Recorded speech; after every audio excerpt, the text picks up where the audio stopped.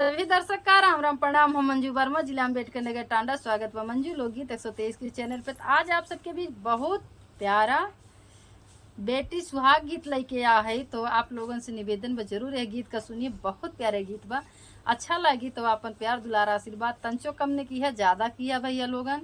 और वीडियो का ज़्यादा से ज़्यादा शेयर करें, लाइक करें, कमेंट करें। और हाँ, कमेंट में बताया गीत कैसन बा। बुलाया ना। सभी दर्शक का राम राम, जय सिया राम। हम नीलम दुरिया, टांडा, जिला अम्बेडकर नगर से। तो हम सुने सुहाग गीत।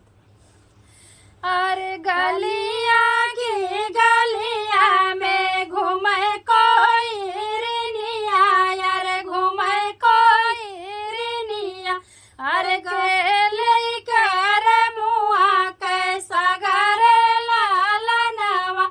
अरे केले कर मुआ कैसा घरे लाला नवा।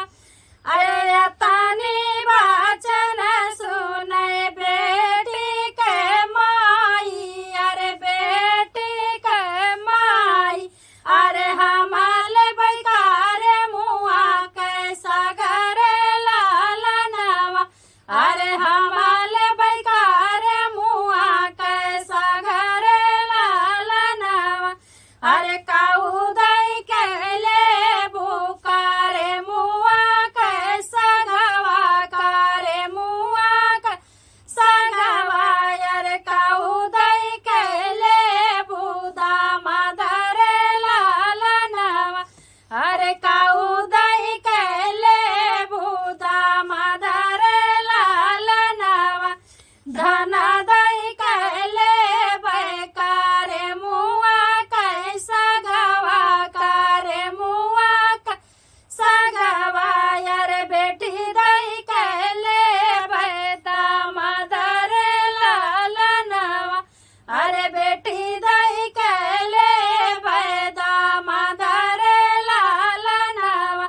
अरे गलिया की गलिया, अरे घूमे कोई रिनिया, अरे घूमे कोई रिनिया।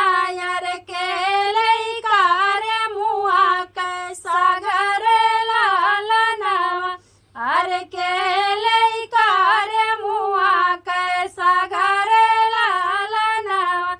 अरे तानी वाचन सुने बेटी के चाची, अरे बेटी के चाची। अरे हमारे बैकार मुआ कैसा घरे लाला नवा। अरे हमारे बैकार मुआ कैसा घरे लाला नवा। अरे काऊ दही कैले बुकारे मुआ कैसा गवा करे मुआ कैसा गवा।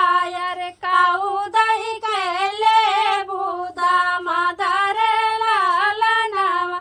अरे काऊ दही कैले बुदा माधरे लाला नवा। धना